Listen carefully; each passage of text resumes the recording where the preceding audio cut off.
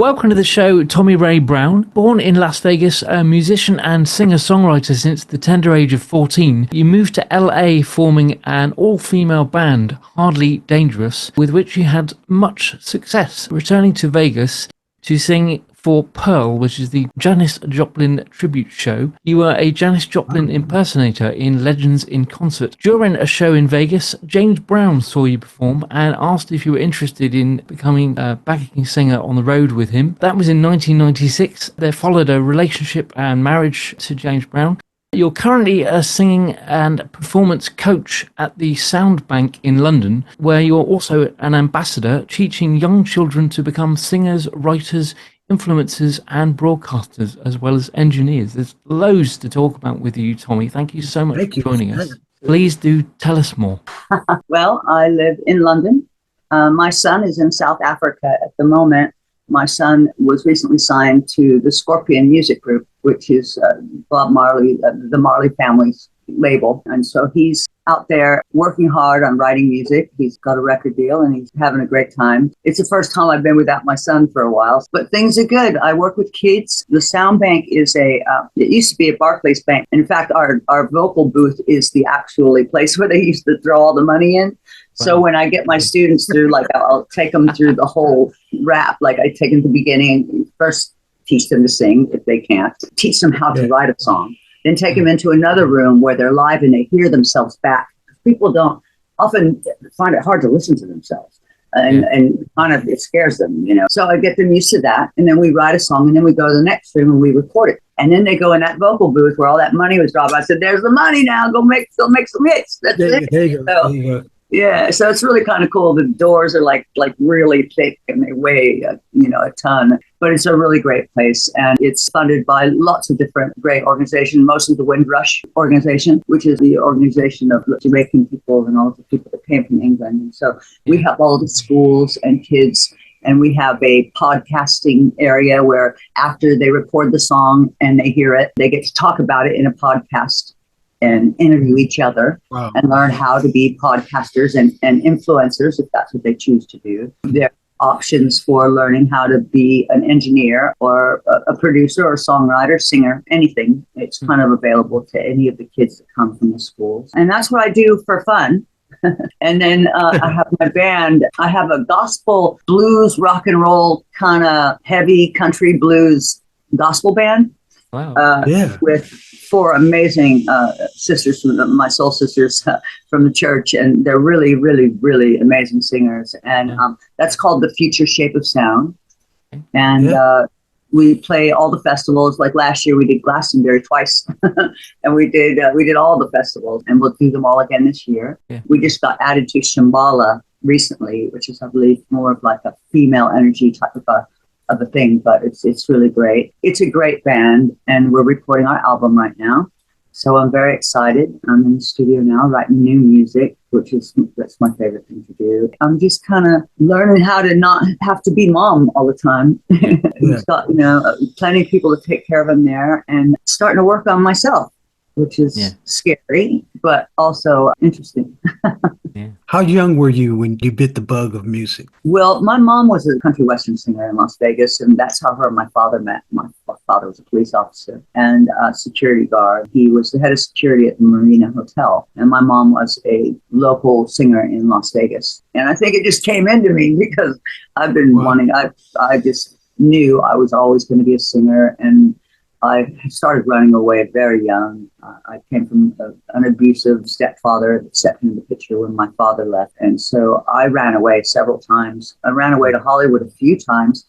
And in the times I ran away between the ages of 11 and 13, I met this all-girl band called Hardly Dangerous. Well, that's what I called them. At the time, they were called Rocket Queen. And they needed a bass player. I wasn't a bass player. I told them I was. I went and I got a bass, and the next day I went to rehearsal and I was their bass player. And I have that band now for almost 30 years. It's called Hardly Dangerous, and I'm the lead singer now. But I was the bass player. By the time I was emancipated, I was 13. I had to go to court to be legally emancipated. I told my mom I was going to leave, and I was going to be a big rock star, and I would buy her a house one day. Let me ask you something. Do you write social conscious music? I do. I write very socially conscious music because I'm socially conscious. You know, I care a lot about what's happening to people and to the world, and being somebody who's come from being a survivor of abuse. I try to lend that. I want people to know the truth. I try to tell the truth as much as possible and give people the strength, you know, to that they can come out of difficult situations. And there's so much more than they even realize. And through music, it's so therapeutic. What it's done for me therapeutically, I just want to write music to help them. That's right. Social conscious music is so cool because you're not talking about yourself. No. It's not autobiographical music. I mean, although sometimes I write songs like that, but I just write about my life. And sometimes life isn't nice. But I'm also, you know, I have a rock and roll band. It's an all-girl band. And then I have a gospel band. So, of course, I do, when I'm singing, there's a whole lot of hallelujah. And there's a whole lot of help me, Lord, help me, Jesus. But it's more or less the Rolling Stones with 4 really wicked soul sisters singing behind me. That's all it is. But we definitely write positive music, people, and hope and change. That's what this whole movement we're doing is to find all the positive music that we can. Give bad news from competition. Because you got a lot of people writing positive songs and ways that we can get out of this crab bucket together. You know what I mean? If you put enough positive music out there and people resonate with it, like I say, it's been 192 million social conscious songs that's been published. So somebody really wants to do it. There's just no platform for it. And that's what we're building at Music for Global Change. Well, thank God for that, because we need it. And I do recognize that that's not what they're playing. That's not what they're doing.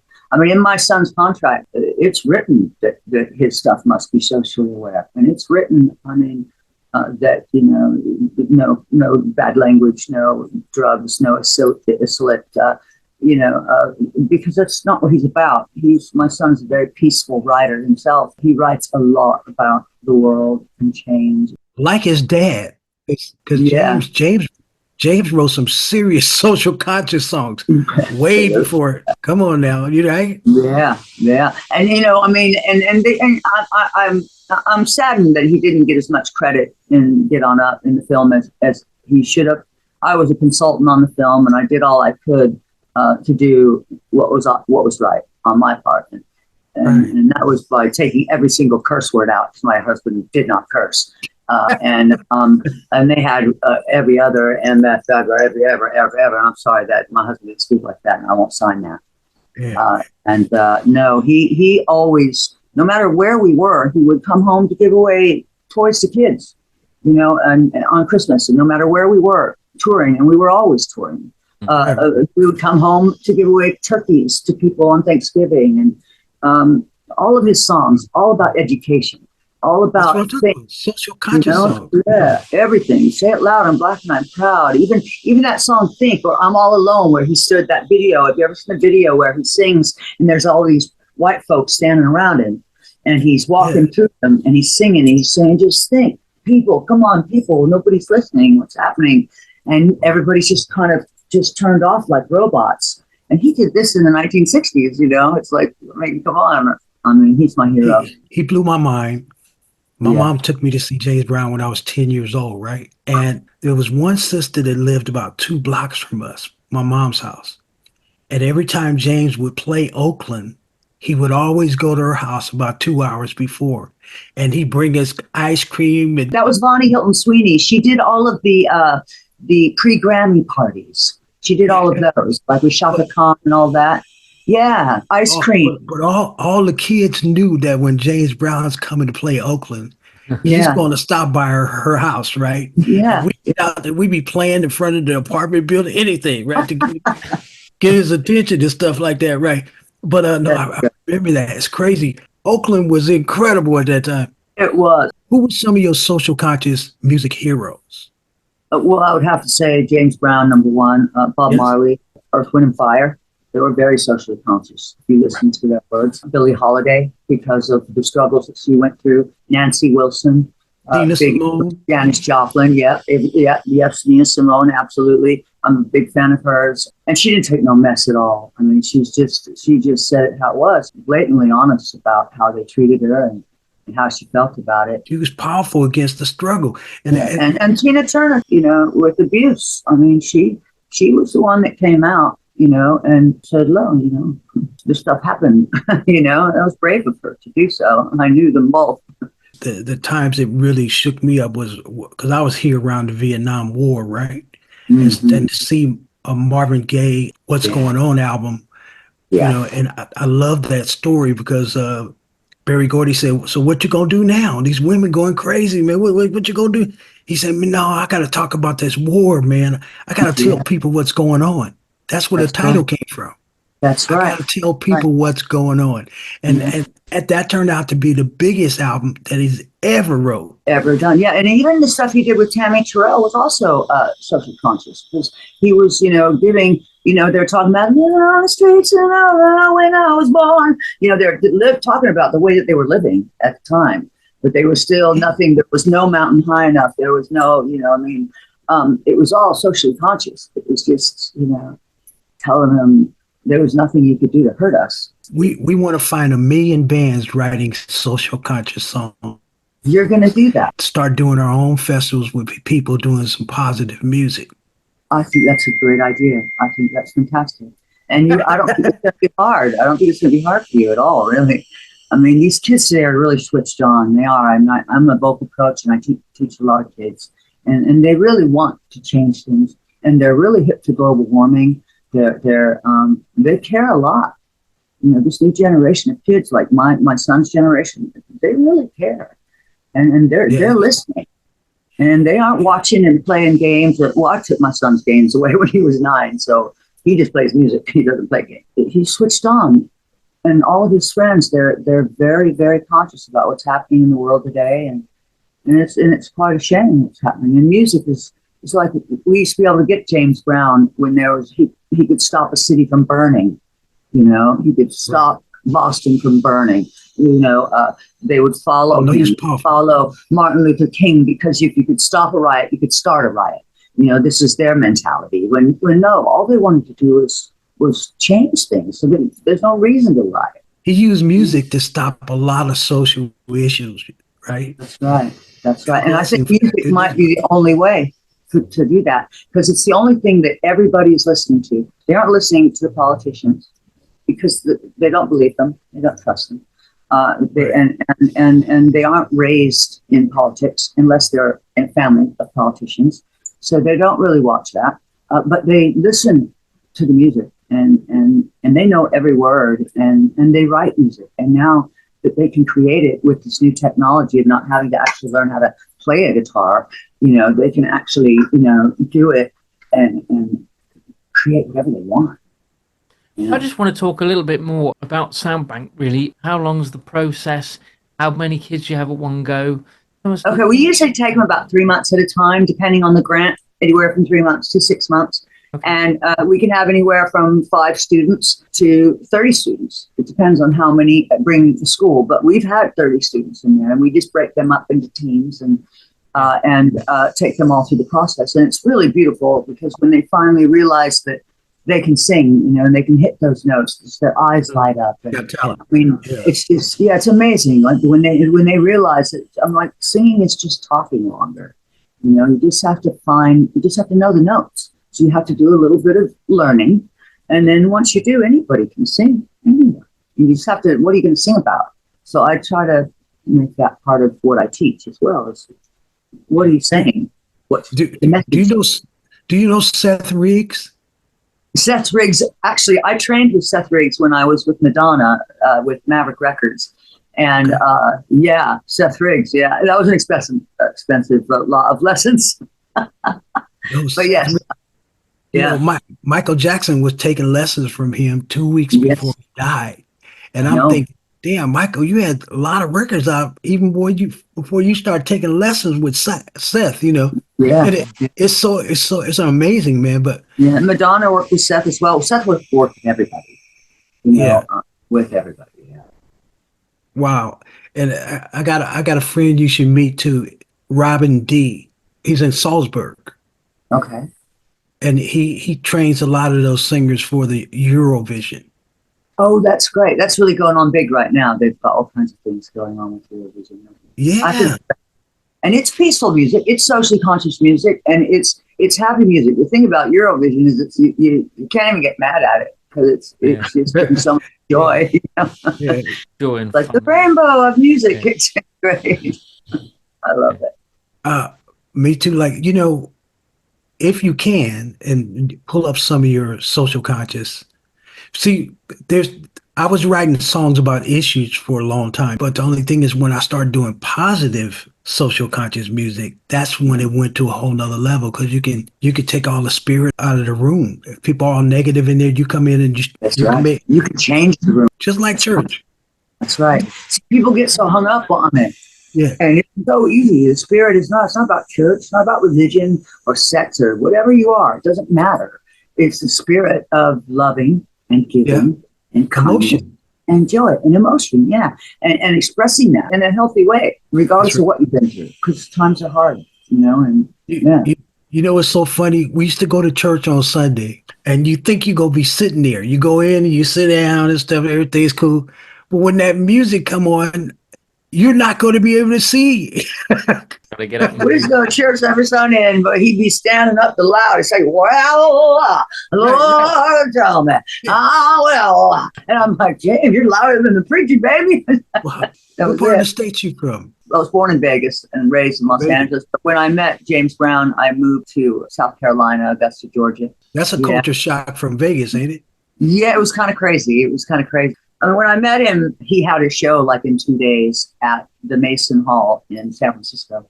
And he asked me if I would be able to learn his music. And that's why you know your music. I said, you just, if you want to work with me and show me what you want me to do, then yeah, I can do it in 2 days. And he said, well, what kind of dresses do you have? What kind of things do you have for stage? And I said, well, he said, how long will it take you to go get your best stuff? I said, just give me an hour. So I went home and I got my stuff and I came back to the Hilton and he opened up my bag and he touched it like it was some filthy rags. And he was, "It's my best stuff." And he's like, "Nothing. Nothing." Oh, and then he even said, "NOTHIE, nothing." And I was like, "Oh my God," he didn't like anything I brought. So he taught me all of his songs, and I was still learning them on the jet plane on the way to San Francisco. He took me downstairs at the Hilton, and he bought me probably about $60,000 worth of clothes. Wow. Purses, shoes, bags to match, everything. And from that day on, didn't yeah, he did that. He did that. He absolutely did that. He bought the panties I'm wearing right now. Yes, he did. Yeah. And he does, because he was a good man. He was a great man. And but no, he took really good care of me, and he was funny. We had an instant connection, and he said I had him at hello, and he had me the moment that I met him. He was so charming and lovely, and he cared so much about people, and people really got the wrong idea about him. He was not an abusive man. He did not abuse me. We had an argument once, and they really blew it out of proportion. But no, he was a good man, and all he wanted to do was help people and make the world a better place. And he always stood for education and family and don't do drugs and all of the things that they accuse him of are the very things he fought against. So we still have a lot of work to do because we're still not telling the truth about what happens to these entertainers like Prince and Michael Jackson and James Brown. Yeah. These are important figures that all got, just we lost them all back to back. And I don't know. To me, that's something not right in the world with that. These are the people that just got their licenses back, all their licensing, all their songs back. This is they're writing music. They're getting ready to do big tours, talking about this is a world of change. This is it. Was going to be the world-changing tour of Michael Jackson. It just, we got to start telling the truth, about everything if we're going to change anything. Man, it's going on like crazy. What I do want to ask is, there's a Soundbank website. You can tell us what the website is and how else people can look at what you're doing and what you're up to. Okay, well, I'm just Tommie Rae Brown on Facebook. I'm pretty easy with my thing. TOMMIERAE BROWN. And on Instagram, I am Brown Tommie Rae, BROWN TOMMIERAE. Anybody can reach me at Tommie Rae at iCloud if you want to talk to me about vocal lessons or singing or getting involved with the sound bank or anything like that. The sound bank is in Kennington. And we're always available here. We're in Kennington. Just look up the sound bank, and we'd be happy to help. And my band is called The Future Shape of Sound. So if you want to look up my band, that's my gospel band. And if you want to look up my all-girl rock and roll band, it's Hardly Dangerous. Wow. And yeah. So that's it. Yeah, that's it. And that's how you can reach me. And I'm in London, and I give lessons, and if the kids don't have money sometimes to get the lesson, and I'll give them the lesson. And I just like teaching kids to sing. It makes me feel good, you know. Yeah. Thank you for stopping by. Thanks, Tommie. Thank you for having me. And to have the privilege of your time to come in and tell us about. That's great, because we went from Las Vegas all the way into James. Yeah. So cool. I love it. Thank you. So much going on. Yeah. Thank you very much. Thank you very much, everybody. Get on up, y'all. Get up. Get up. I feel good. Much love, sister. Thanks, Tommie. Much love. Music can save the world. Music can save the world. If we all get together, music can save the world. Yeah. Music can save the world. Music can save the world. If we all come together, music can save the world. There's an urgency facing our humanity. Thank you so much for watching. To stay up to date, please click subscribe and hit the bell. You can also join our group on Facebook and find us on LinkedIn and Instagram.